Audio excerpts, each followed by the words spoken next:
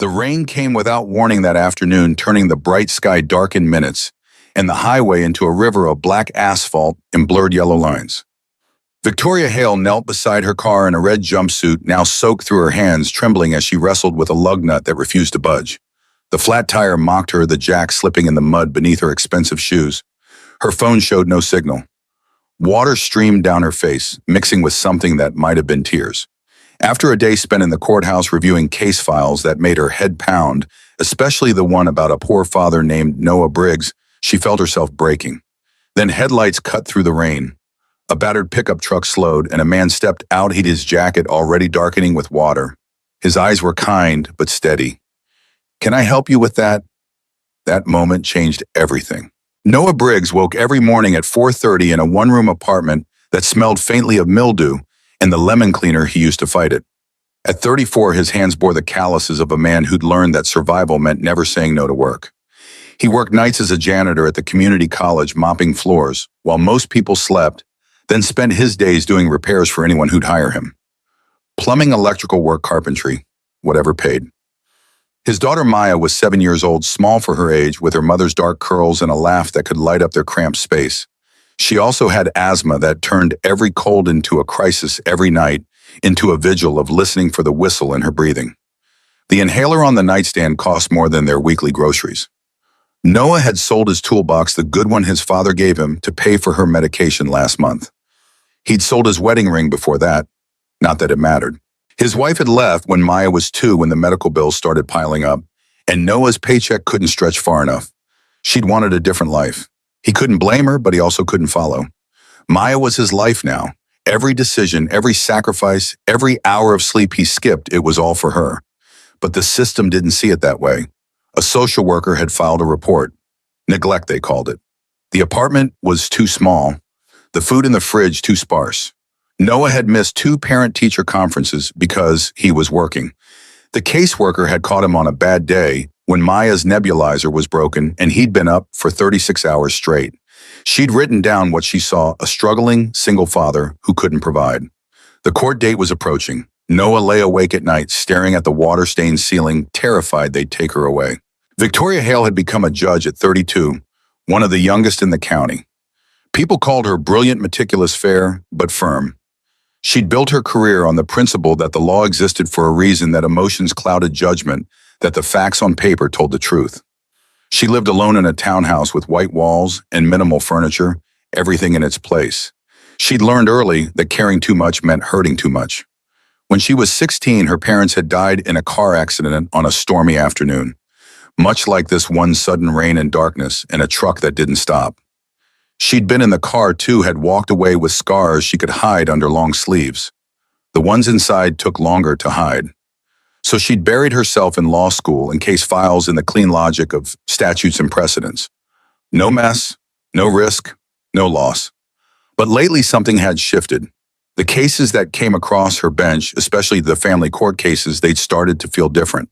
She'd see a mother's face crumble when she lost custody, or a father's hand shake as he signed away his rights, and Victoria would feel something crack inside the walls she'd built. The Briggs case had been sitting on her desk for 3 days now.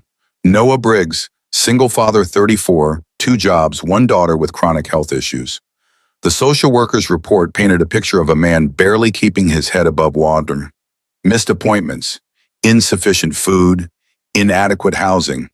The law was clear, but something about the file bothered her. The details felt thin, copied from templates.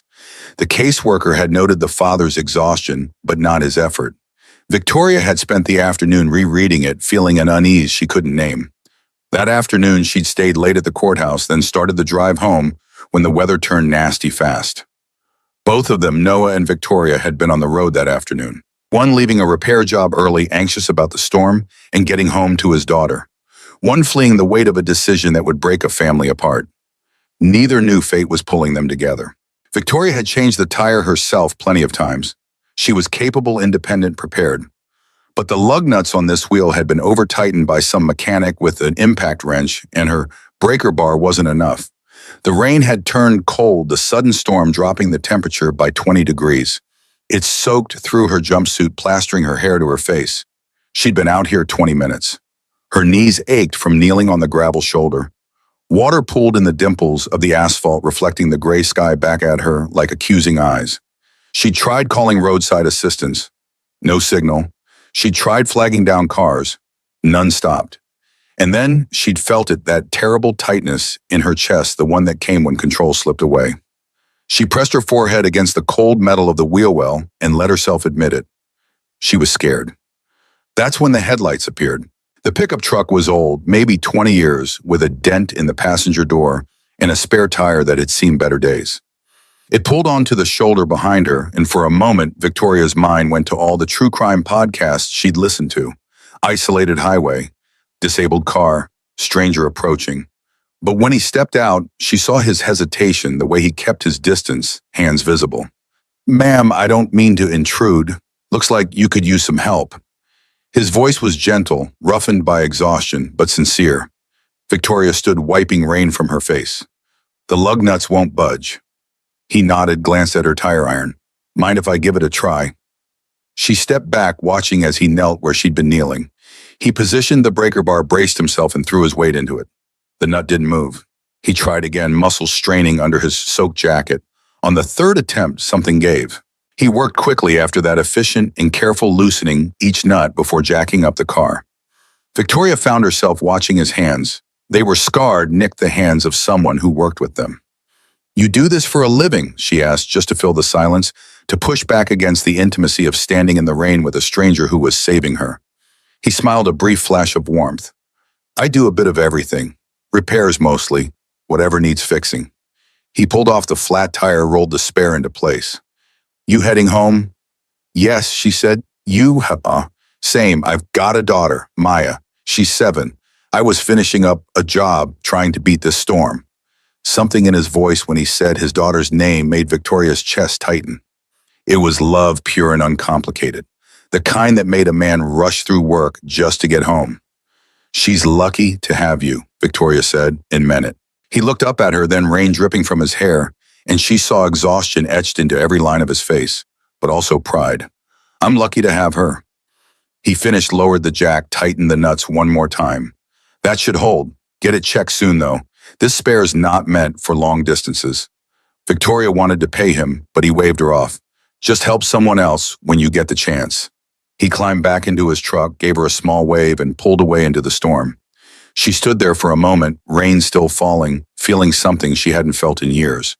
Gratitude, yes, but also something deeper. A reminder that kindness still existed, that people still stopped. She got in her car, started the engine, and drove home. She didn't know his name, didn't know she'd see him again in less than 24 hours. The courtroom smelled like floor polish and old paper, the kind of smell that never quite left, no matter how many times they cleaned. Victoria arrived early as always, her robe pressed, her notes organized. The Briggs case was first on the docket. She settled into her chair, glanced at the file one more time, and felt that same unease from yesterday. The opposing counsel was already there, a sharp-dressed woman from Child Protective Services who had a reputation for winning. And then the door opened, and Noah Briggs walked in. Victoria's breath caught. It was him, the man from yesterday afternoon, the one who'd knelt in the rain and fixed her tire with hands that were shaking from cold but steady in their work. He was wearing a thrift store suit that didn't quite fit, his hair neatly combed but still showing signs of stress. He looked exhausted, like he hadn't slept, and when his eyes met hers, she saw recognition flicker there too. But he said nothing, just took his seat beside a public defender who looked barely old enough to practice law. Victoria forced herself to breathe, to center. This was a courtroom. She was a judge. Whatever had happened yesterday, it didn't matter here. The law mattered. The facts mattered. But even as she thought it, she felt the ground shifting under her. The CPS attorney stood, began her opening statement. She painted Noah as a man who meant well but couldn't provide, a father who worked so much he'd become absent, an apartment that failed health inspections, a child who'd been to the emergency room 4 times in 6 months. Each point landed like a hammer. Victoria watched Noah's face. He didn't flinch, didn't argue. He just sat there, hands folded on the table, taking it. The public defender tried to push back, talking about Noah's work ethic, his dedication, but the words felt thin against the weight of the CPS file. And then it was Noah's turn to speak. He stood slowly, like a man going to his own execution. Your Honor, he began, and his voice was the same one from yesterday, gentle and rough all at once. I know what the report says. I know what it looks like. I work 2 jobs because that's what it takes to keep a roof over our heads and medicine in Maya's inhaler. Some nights I don't sleep. Some days the fridge is empty because I had to choose between food and her prescription. I've missed meetings because I was working. I've been late because the bus broke down, but I've never not once stopped trying. Victoria's hands tightened on her gavel. She remembered the way he'd checked each lug nut twice, the way he'd refused payment, the way he'd talked about his daughter with that unshakable love rushing to get home to her through the storm. I love my daughter, Noah said, and his voice cracked just slightly. She's everything. And if that's not enough, if trying my best isn't enough, then I don't know what else to do. The courtroom went quiet. Victoria looked down at the file at the neat typed paragraphs that reduced this man's life to checkboxes and citations. Then she looked at him standing there in a suit that was too big and shoes that had been resold too many times. Yesterday afternoon, he'd helped her without asking for anything. Yesterday, she'd seen who he really was. The recess was supposed to give everyone time to prepare for the next phase of testimony. Victoria used it to step into her chambers and close the door. She stood at the window looking out at the parking lot where puddles still remained from yesterday's sudden storm, trying to separate what she'd felt then from what she needed to do today. A knock interrupted her thoughts. Her clerk entered, carrying additional documents requested by the CPS attorney. Medical records for Maya Briggs, school attendance reports, utility bills. Victoria spread them across her desk and began to read. Maya had been to the emergency room 4 times in 6 months. Each visit was for asthma complications. Each time Noah had been the one to bring her in, had stayed with her through the night, had followed up with every appointment. The school records showed Maya's attendance was near perfect. When she'd missed days, it was always with a doctor's note. Her teachers noted she was bright, engaged, well cared for. One had written a margin note that somehow hadn't made it into the CPS file. Maya talks about her dad constantly. He helps with homework every night. The utility bills were a different story. Past due notices, disconnection warnings. But they were always paid, eventually sometimes just days before shutoff. Victoria could see the pattern. Noah paid the rent first, the medicine second, and everything else with whatever was left. It was the calculus of poverty, and it was breaking him. But the CPS report had focused on what was missing, not what was there. It had documented the empty fridge without noting the full medicine cabinet. It had counted the missed conference without acknowledging the 12-hour work shifts. When court reconvened, Victoria asked Noah to continue his testimony. Mr. Briggs, can you walk me through a typical day? He blinked, surprised by the question, then nodded. I wake up at 4:30, get Maya ready for school at 6, walk her to the bus stop at 7, then I head to my first job. I do repairs whatever I can find, plumbing, electrical, carpentry. I work until 3, then pick Maya up from the after-school program. We go home. I help with her homework, make dinner, give her the breathing treatment, put her to bed. Then I head to my night job at the college. I clean buildings until 3 in the morning. Sleep a couple hours. Start again. And the medical appointments. I take her to every one. Sometimes I have to bring her with me to jobs if I can't find someone to watch her. She sits in the truck and reads. She's good about it. The emergency room visits. His face tightened. Asthma doesn't care about schedules. When she can't breathe, nothing else matters. I've called 911 3 times in the last year. Driven her in myself the other times. I know the nurses by name now. Victoria glanced at the CPS attorney who was scribbling notes but looking less confident than before.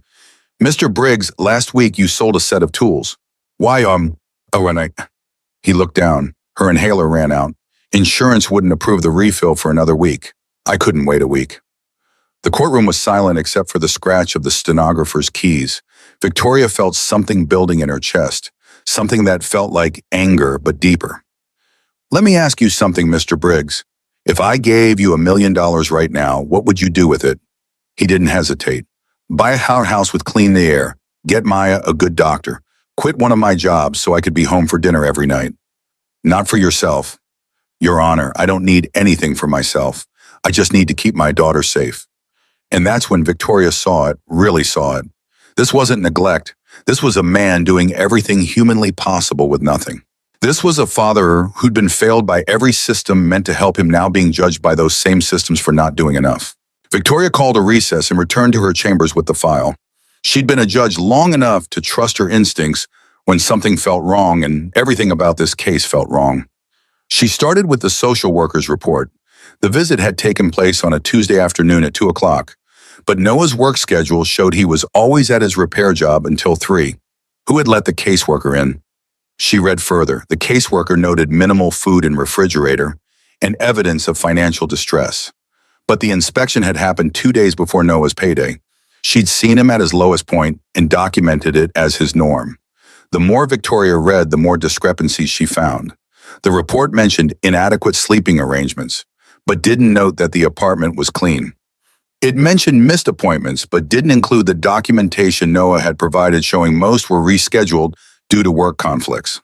There were phrases that felt copy-pasted generic observations that could have applied to any struggling parent. Appears overwhelmed. Lacks adequate support system. Unable to meet child's basic needs. Each one was damning. Each one was also vague enough to be meaningless. Victoria pulled up the caseworker's other reports from the past year. She found similar language in 5 different cases. Same phrases, same conclusions.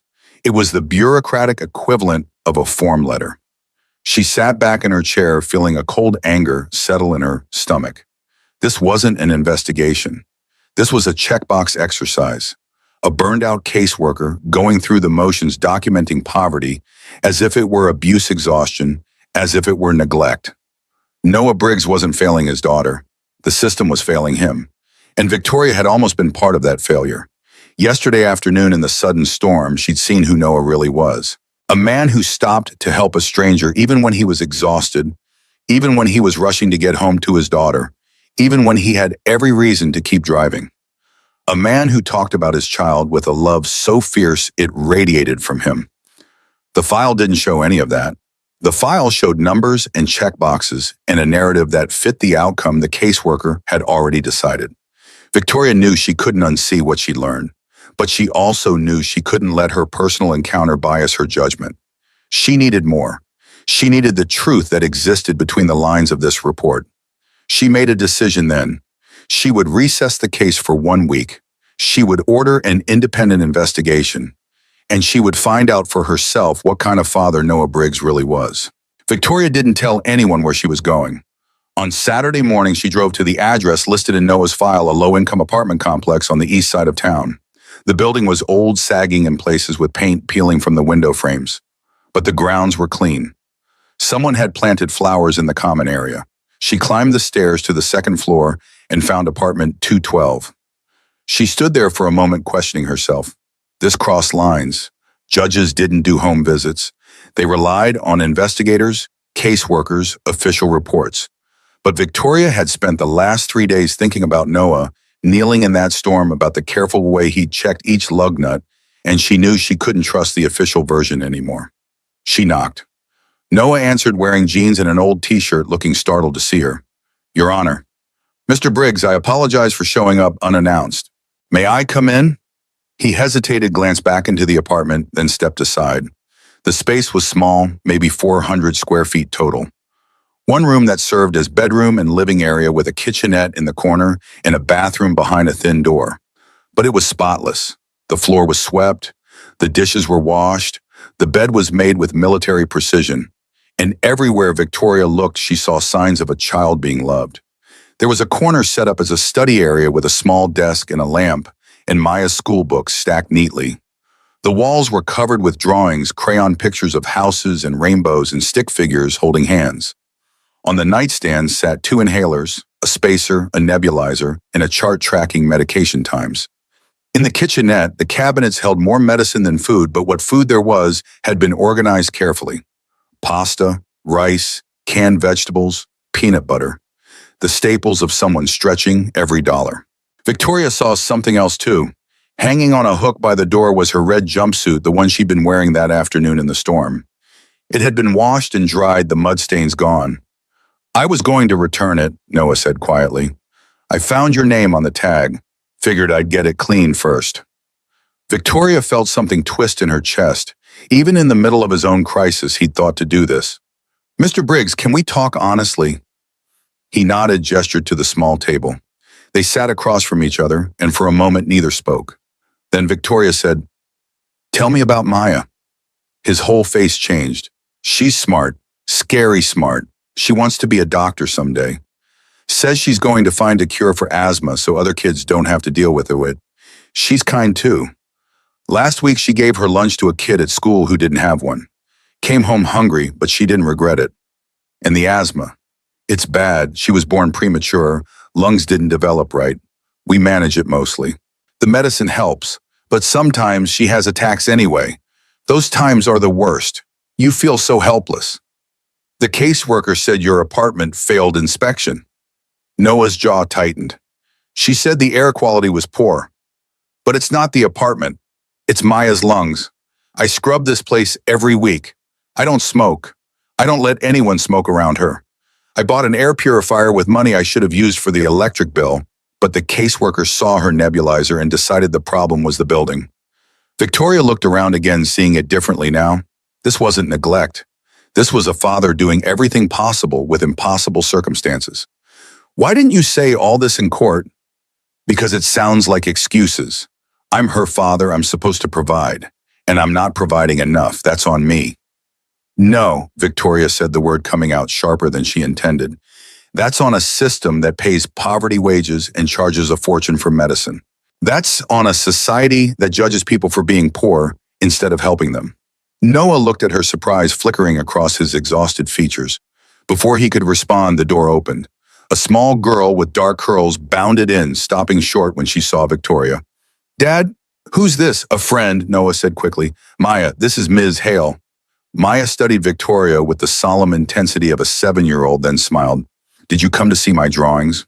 Over the next week, Victoria did something she'd never done before. She investigated the case herself. She talked to Maya's teachers, who all said the same thing: Noah was involved, present, supportive. She talked to the neighbors, who confirmed he was a good father.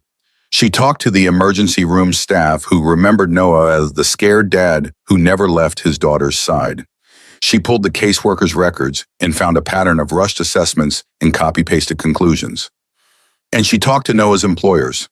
The college custodial manager told her Noah had never missed a shift in 2 years. The contractor he worked for during the day said Noah was the most reliable person he had employed. "That man shows up even when he's dead on his feet," the contractor said. "He's skilled too, could run his own business if he had the capital." Victoria compiled everything into a folder that grew thicker by the day, but the moment that changed everything came on Thursday evening. She'd gone to the county hospital to review Maya's medical records when she heard a commotion in the ER. A child was being rushed in, struggling to breathe. Victoria recognized the dark curls even before she saw Noah running alongside the gurney, his face gray with terror. She watched from the doorway as they worked on Maya, watched Noah's hands shake as he signed consent forms, watched him pace the hallway like a caged animal.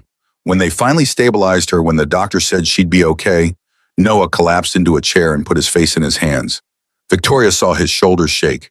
She saw a man who'd reached the absolute edge of what he could endure. She walked over, sat down beside him. He looked up, recognition dawning, but he was too drained to be surprised. "I couldn't get her inhaler refilled," he said hoarsely. "Insurance said it was too soon. I tried to stretch what we had. I thought we could make it until Monday. I thought wrong." "This isn't your fault." "Isn't it? If I made more money, we'd have better insurance. If I had a better job, I could afford to pay out of pocket. If I was enough, my daughter wouldn't be in there right now." Victoria felt something break open inside her. She'd spent years building walls, years believing that distance and objectivity were the same thing as fairness. But they weren't. Fairness required seeing the truth. And the truth was that Noah Briggs was a good father in a system designed to punish people for being poor. "Oh, Mr. Briggs," she said carefully, "when this case goes back to court, things are going to be different. I promise you that." He looked at her, hope and disbelief warring in his eyes. "Why are you helping me?" Victoria thought about the storm, about the tire, about the man who'd stopped when no one else would. "Because someone helped me once, and because it's the right thing to do." That night, she went home and wrote her decision. Every word was backed by evidence. Every conclusion was supported by facts. But underneath it all was a simple truth. Noah Briggs was fighting a system that was stacked against him, and she was going to make sure he won. The courtroom was packed when the case reconvened. Word had gotten out that Judge Hale had ordered an independent investigation, and people were curious. Victoria took her seat, glanced at Noah, who sat with his public defender, looking like he hadn't slept in days. Maya was in the gallery sitting with a neighbor, her small hands folded in her lap. Victoria's clerk called the court to order. The CPS attorney stood ready to continue her case, but Victoria stopped her. Before we proceed, I want to address some concerns about the initial investigation. She laid out what she'd found: the inconsistencies in the caseworker's report, the timing of the home visit, the lack of context for the observations, the failure to document Noah's efforts or Maya's well-being. The CPS attorney tried to object, but Victoria cut her off. I've reviewed this case thoroughly. I've spoken to teachers, neighbors, medical professionals, and employers. I've examined the evidence beyond what was presented in the initial report, and I've found that this case was built on incomplete information and biased assumptions. She turned to the caseworker, who was sitting in the back of the courtroom. Ms. Chen, you documented what you saw on one afternoon visit, but you didn't follow up. You didn't ask questions. You didn't investigate the context. You saw poverty and mistook it for neglect. The caseworker looked stricken. Your Honor, I was following protocol. Protocol isn't enough when a family's future is at stake. Protocol requires thoroughness, not just checkboxes. Victoria pulled out her folder, the one she'd compiled over the past week. Let me tell you what I found. Noah Briggs works an average of 90 hours per week. He has never missed a medical appointment for his daughter. He has never missed a parent-teacher conference that he didn't reschedule. His daughter is thriving academically and socially. Her teachers report she's happy, healthy, and well-adjusted. The only thing this family lacks is money. And last I checked, poverty isn't a crime. She read from statements she'd collected. Maya's teacher describing how Noah volunteered for field trips despite his work schedule. The neighbor who talked about Noah shoveling snow for elderly residents, even after working all night. The ER doctor who noted Noah's meticulous record-keeping of Maya's symptoms. Each piece of evidence painted a picture that contradicted the CPS file entirely. Then Victoria did something unusual. She called Maya to the stand. The little girl climbed into the witness box, her feet barely touching the floor, and looked around with wide eyes. Maya, Victoria said gently, can you tell me about your dad? Maya didn't hesitate. He's the best dad in the world. He makes me pancakes shaped like bears. He reads me stories every night, even when he's really tired.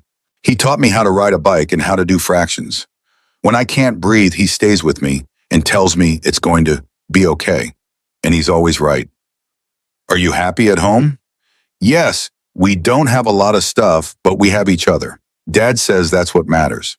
Victoria felt her throat tighten. She looked at the CPS attorney who was staring down at her notes, the fight gone from her posture. Your Honor, the attorney said quietly, in light of this new evidence, the state withdraws its petition. The courtroom erupted in murmurs. Victoria banged her gavel once. Order. She looked at Noah, who was gripping the edge of the table like it was the only thing keeping him upright. Mr. Briggs, this court finds no evidence of neglect or abuse. The allegations against you are dismissed. You will retain full custody of your daughter. She paused, choosing her next words carefully. Furthermore, I'm ordering that you be connected with family support services, not because you need supervision, but because you deserve help. There are programs for housing assistance, medical expense support, and job training. My clerk will provide you with information. Noah's face crumpled. He pressed his hands over his eyes, shoulders shaking with relief, so profound it looked like pain. Victoria had presided over hundreds of cases. She delivered verdicts that sent people to prison, that dissolved marriages, that changed lives in ways both subtle and profound. But she'd never felt anything quite like this. The moment she said the words full custody, the moment Noah's face collapsed with relief, something shifted in her chest. She'd spent years believing that justice was about following the law, about maintaining distance, about treating every case as a puzzle to be solved, rather than a life to be affected. But watching Noah Briggs break down in tears, watching Maya run from the gallery to throw her arms around her father's neck, Victoria understood something new.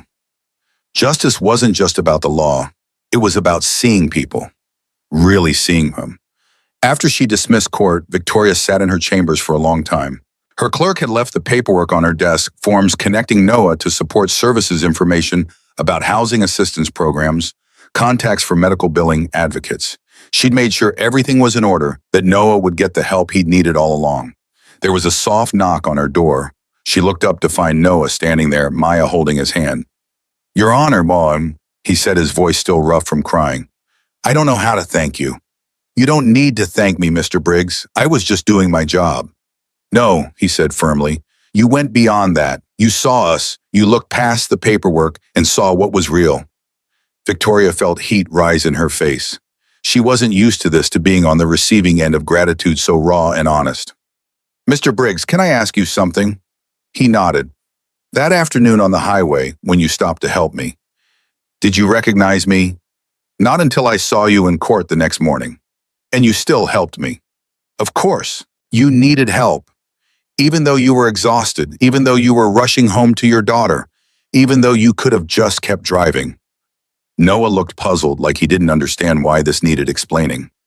"My mom used to say that how you treat people, when it costs you something, that's who you really are. It cost me 20 minutes. It cost you your whole case hanging in the balance. I know which of us made the bigger choice here." Victoria felt something in her chest crack open, something that had been closed for a very long time. "You're a good man, Noah Briggs, and a good father. Don't let anyone ever tell you different." Maya tugged on her father's sleeve. "Dad, can I show Ms. Hale my drawing?" Noah looked at Victoria, a question in his eyes. She nodded. Maya pulled a folded piece of paper from her pocket and smoothed it out on Victoria's desk. It was a crayon drawing of 3 figures holding hands. One tall man, one small girl, and one woman in a red jumpsuit. "That's you," Maya said, pointing to the woman. "You helped my dad, and then you helped us. You're like a superhero." Victoria stared at the drawing, at the bright colors and careful details, and felt her eyes sting. "Can I keep this? Yes, I made it for you." Noah gently pulled his daughter back. "We should let Ms. Hale get back to work. Come on, kiddo." They headed for the door, but Noah paused at the threshold. "Your Honor, that afternoon on the highway, you said you were heading home. Did you make it okay?" "I did, thanks to you." "Good, I'm glad." They left, and Victoria sat alone in her chambers, staring at the drawing. She thought about the walls she'd built, the distance she'd maintained, the way she'd confused objectivity with isolation. She thought about her parents, about the accident that had taught her loss, about the years she'd spent protecting herself from feeling anything too deeply. But Noah Briggs had stopped in the storm. He'd helped a stranger when he had nothing to give, and in doing so he'd reminded her that vulnerability wasn't weakness. It was humanity. She pinned Maya's drawing to her bulletin board, right where she could see it every day. A reminder, not of this case, but of what justice really meant. It meant seeing people. It meant helping when it cost you something. It meant being brave enough to care. The sky had been clear all week, but on Saturday afternoon, clouds rolled in suddenly, the same way they had that day when everything changed. Victoria was working late, reviewing files for Monday's docket, when she heard the soft tap of rain against her window. She looked up, watched the water streak down the glass, and felt a strange sense of completion. Her phone buzzed. A text from an unknown number. "Your Honor, it's Noah Briggs. Got your number from the clerk. Hope that's okay. Wanted to update you. Started a new job this week. Full-time benefits, normal hours. I'll be home for dinner every night. Maya's over the moon. Thank you for making this possible." Victoria stared at the message, feeling warmth spread through her chest. She typed back carefully. "I'm so glad to hear it, Mr. Briggs. You and Maya deserve good things. Take care." She almost left it there, but something made her add one more line. "And thank you for that afternoon on the highway. You reminded me why I became a judge in the first place." 3 dots appeared, then disappeared, then appeared again. Finally, "Maybe we could get coffee sometime. Maya wants to thank you properly." She's been practicing a speech. Victoria smiled, surprised by the leap in her chest. This crossed lines too. Judges didn't socialize with people whose cases they'd decided. But then again, she'd already crossed those lines. She'd investigated the case herself. She'd sat in a hospital hallway with him. She'd let his daughter draw her a picture that now hung on her wall. Maybe some lines were meant to be crossed. "I'd like that," she typed. "How's Saturday?" They arranged to meet at a diner in town, a neutral space that felt less formal than coffee at a courthouse. Victoria told herself it was just follow-up, just making sure the family was settling in. But when Saturday came and she found herself changing outfits 3 times, she admitted the truth. She wanted to see him, not as a judge, not as the person who'd ruled on his case, just as herself. The diner was busy, full of families and couples and the smell of pancakes and fresh coffee. Maya spotted her first, waving enthusiastically from a booth. Victoria slid in across from them, and Noah smiled, looking more rested than she'd ever seen him. "You look different," she said, then immediately regretted how that sounded. But Noah just laughed. I asked, "I'm sleeping. Turns out that makes a big difference." They ordered breakfast even though it was 11 in the morning. Maya chattered about school, about her new friend, who also had asthma, about the science project she was planning. Noah watched his daughter with unguarded affection, interjecting, occasionally letting her lead. Victoria found herself relaxing in a way she rarely did. There was something about being with them, about seeing Maya's joy and Noah's peace, that made the world feel lighter. "So," Noah said when Maya got distracted by the crayons the waitress brought, "how does a judge spend her Saturday morning? Usually meal prep and case review." "That sounds lonely." Victoria paused, fork halfway to her mouth. "It is," she said, surprising herself with the honesty. "I think I got used to it, convinced myself it was what I wanted. And now I'm not so sure." Noah nodded slowly. "After Maya's mom left, I told myself I didn't need anyone else, that it was safer to be alone. But then Maya got sick one night, really sick, and I had to call 911, and the neighbor across the hall came over and stayed with me in the hospital. I realized I'd been so busy protecting myself that I'd forgotten what it felt like to be cared about." Victoria felt seen in a way that was uncomfortable and thrilling all at once. "How did you move past it?" "I'm not sure I have, but I'm trying. Every day I try to be a little more open, a little less scared." Maya looked up from her coloring. "Dad cries at movies now. He says it's because he's not afraid of feelings anymore." Noah's ears turned red. "Maya, what?" "It's true, you cried at the dog movie." Victoria laughed, actually laughed, and it felt like light breaking through clouds. They talked for 2 hours, the conversation flowing easily from serious to silly and back again. When they finally left, stepping out into a day that had turned gray with the promise of rain, Noah walked Victoria to her car. "I meant what I said in the text," he told her.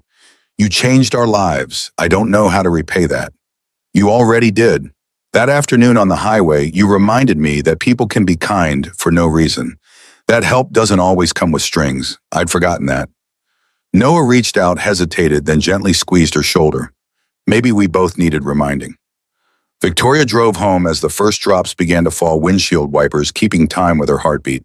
She thought about the version of herself who'd knelt on that highway shoulder weeks ago alone and breaking in that sudden afternoon storm. She thought about the judge who'd almost ruled against Noah based on a faulty report, who'd almost been part of the system that crushed people for being poor. She wasn't those versions of herself anymore. Or maybe she was, but she was also becoming something new. Someone who stopped. Someone who saw. Someone who helped when it cost her something. The rain continued to fall, but it didn't feel threatening anymore. It felt like renewal, like the world washing itself clean. Victoria pulled into her driveway, turned off the engine, and sat for a moment in the quiet. Then she pulled out her phone and sent one more text. "Same time next week." The reply came quickly. Maya had clearly grabbed her dad's phone. Yes, can you come to my soccer game?" Victoria smiled. "I'll be there."